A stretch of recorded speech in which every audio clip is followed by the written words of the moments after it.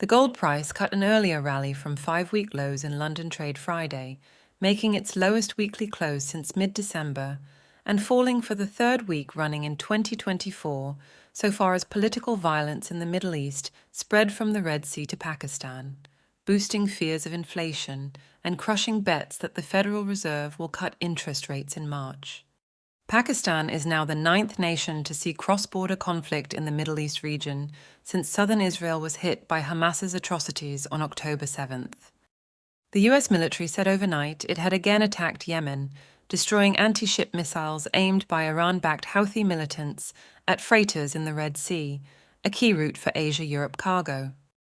The Red Sea conflict is clearly important in all sorts of ways, says bullion market analyst Rona O'Connell at brokerage Stone X, but the changes in shipping routes and higher freight rates are likely to imperil already misplaced expectations for US Fed rate cuts in March.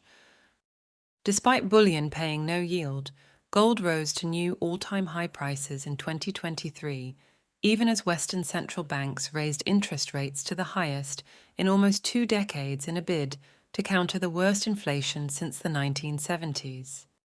But expectations that the US Federal Reserve will start cutting its overnight dollar borrowing costs in March have sunk so far in 2024, dropping from almost 9 in 10 positions in CME interest rate futures on the last trading day of December to pricing it as barely a 50-50 shot today. Fixing below $2,030 per troy ounce at London's bullion market benchmarking auction Friday, the price of gold has now dropped 3 weeks running from end 2023's new all-time weekend level of $2,062, but it's rallied almost $30 above Wednesday's drop to the lowest since mid-December.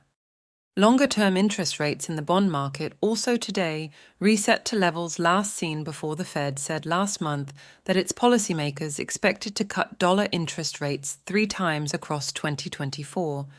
with the yield on 10-year Treasury debt rising to 4.18% per annum. That's over 0.2 percentage points higher from Friday last week,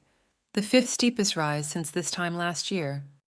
The US dollar, meantime, slipped 0.1% from yesterday's 5-week high on its trade-weighted DXY index, pegging the UK gold price in pounds per ounce just below £1,600, with euro gold prices also lower for the week at €1,860. Crude oil showed a small weekly gain, but slipped beneath $77 per barrel of Brent, while silver prices fell back towards Thursday's new 2-month lows beneath $22.50 per troy ounce. While the US labor market and economic growth continue to hold solid, said Atlanta Federal Reserve President Raphael Bostic,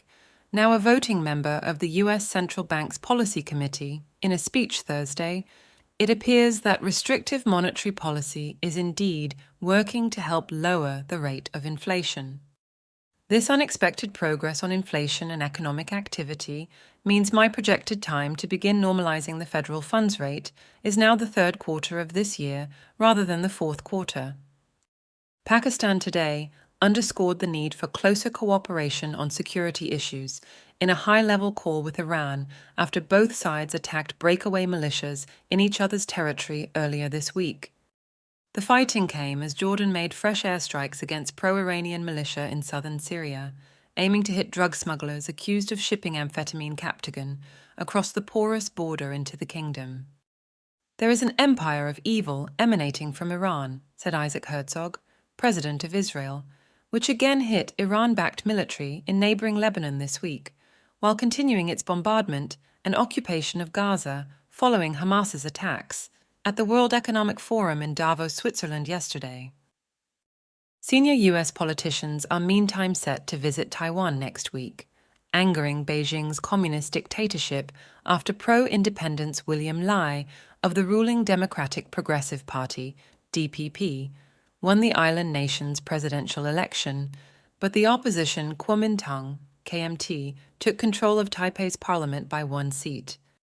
With China now seen as the biggest exporter into Russia's war economy, officials from the US Treasury this week urged Chinese and foreign banks in Hong Kong to apply the Biden White House's new sanctions against Moscow over its continued war in Ukraine. Please like this video and subscribe to our channel.